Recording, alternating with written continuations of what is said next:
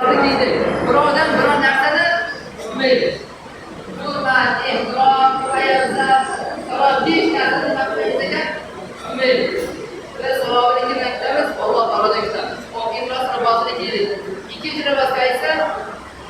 Kamtarlik. Kamtarlik libosini kiyamiz.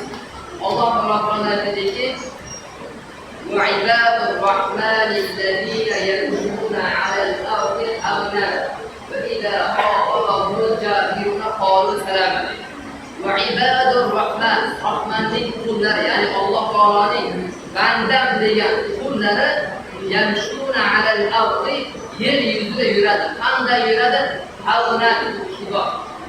Kamtarona yuradi.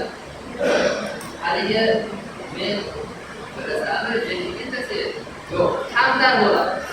Shunaliga kamtar bo'ladi. Qanday bo'ladi degan? Kamtarona bo'ladi. Nima uchun? Chunki biz kimni qilamiz? Rahmonning quli bo'lishligimiz uchun biz mana shunga o'zimiz harakat qilishligimiz kerak.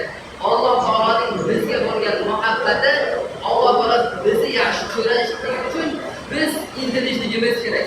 Nabirangizni, farzandlaringiz sizni bizni yaxshi ko'rishligi uchun farzandlarimiz bizga olgan talqinishligi kerakki, biz ularga muhabbatimizni o'zga olaylik. Ular bizni teksa qo'ydi. Ko'rmaylik.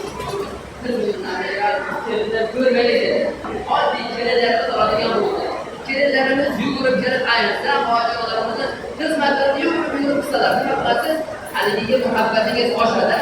Siz biz ham Alloh taologa shunaqa yaxshi ko'rishligimiz kerakki, Allohning mana kelayotgan ham bo'ladi.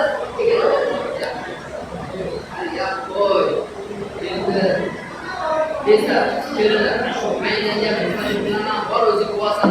Men qulmami desa, yaxshi ko'rasiz, yo'q ko'rasiz. Alloh taolo xuddi shunday. Alloh taolo endi o'zi biladi, shuni tushbaraydi. Lekin oldinda desangiz, Alloh xuddi bizdan bu ibodatimizni qabul qiladi. Kamtarlik libosini kiydik.